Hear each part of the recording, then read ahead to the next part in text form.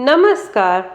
आज का विषय सभी के मन को प्रसन्नता से भर देगा, क्योंकि देश भर में उत्सव का माहौल चल रहा है और हर घर में फिर से दिवाली मनाई जाने वाली है, क्योंकि वर्षों के बाद राम मंदिर बनकर तैयार हो गया है और 22 जनवरी को राम लला की प्राण प्रतिष्ठा होने वाली है। लेकिन इससे पहले एक और उत्सव जोरों शोरों से मनाया जा रहा है। वह है विवाह पंचमी महोत्सव। हर साल मार्गशीर्ष शुक्ल पक्ष की पंचमी तिथि को विवाह पंचमी का पर्व मनाया जाता है।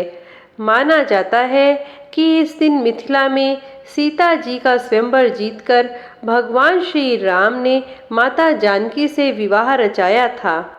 इस शुभ अवसर पर श्री राम और सीता जी की विशेष पूजा का विधान है।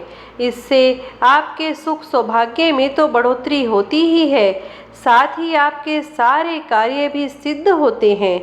पौराणिक काल से चली आ रही विवाह पंचमी की परंपरा को माँ जानकी के मायके जनकपुर में आज भी पूरे हर्षोल्लास से मनाया जाता है।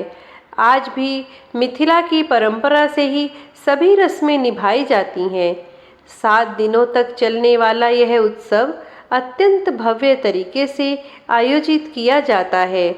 त्रेता युग में भगवान राम के साथ सीता जी के विवाह का संयोग यहीं पर बना था।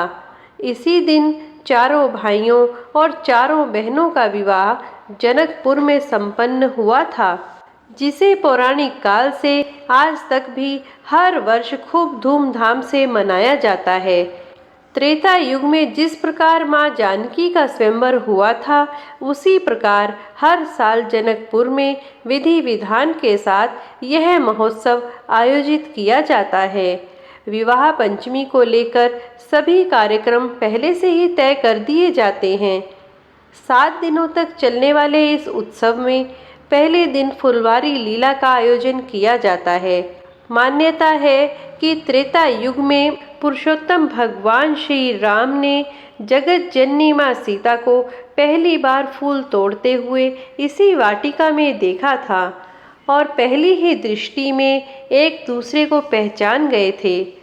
उसी समय से विवाह पंचमी पर फुलवारी लीला मनाई जाती है। दूसरे दिन धनुष यज्ञ और तीसरे दिन तिलक उत्सव का आयोजन किया जाता है।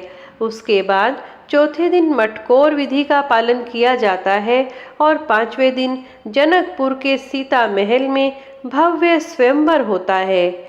उससे अगले दिन राम कलेवा किया जाता है। लगभग 25 वर्षों से बारात सजाई जाती है, जिसमें अयोध्या से संत महात्मा बारात लेकर जनकपुरी आते हैं और जनकपुरी वासी बारात को राम जी के पक्ष का मानकर उनकी खूब खातिरदारी करते हैं। इस महोत्सव में बहुत से संत महात्मा और श्रद्धालुजन भाग लेते हैं और इस बार तो उत्सव का आनंद कई गुना बढ़ गया है, क्योंकि सीता जी के ससुराल में उनका घर बन रहा है। उसी महल में हमारी जानकी जी के साथ श्री राम लला विराजमान होंगे, जो हम सभी के लिए अत्यंत सौभाग्य की बात है। नेपाल और भारत के बीच त्रेता युग से ही रोटी बेटी का रिश्ता रहा है, इसलिए आज जब अयोध्या में भगवान राम का भव्य मंदिर बन रहा है, तो माता जानकी के मायके जनकपुर में भी पूरा उत्साह है। जनकपुर के लोगों में इस बात को लेकर हर्ष है कि उनकी बेटी सीता 500 वर्षों के लंबे अंतराल के बाद प्रभु श्री राम के साथ मंदिर में विराजमान होने वाली हैं। विवाह पंचमी वह शुभ दिन है जिस दिन तुलसीदास जी ने रामचरितमानस को पूरा किया था। इसके अतिरिक्त विवाह पंचमी के दिन बहुत से विवाह भी संपन्न कराए जाते हैं। इस दिन प्रभु राम और माँ सीता की पूजा करने से विद्या और कारोबार में वृद्धि होती है।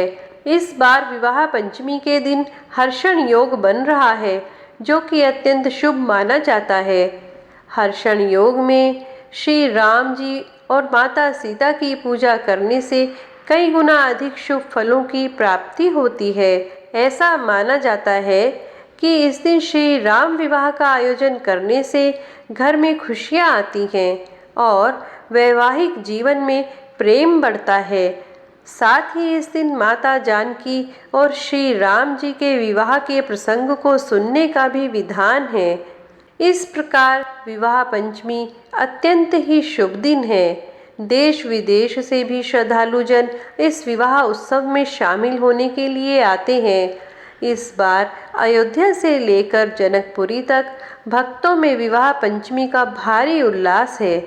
क्योंकि इस बार खुशी भी दुगनी है, इसलिए विवाह पंचमी की रौनक भी विशेष है। सभी भक्तों को विवाह पंचमी की हार्दिक शुभकामनाएं। सिया राम की कृपा आप सभी पर बनी रहे, इसी कामना के साथ जय सिया राम।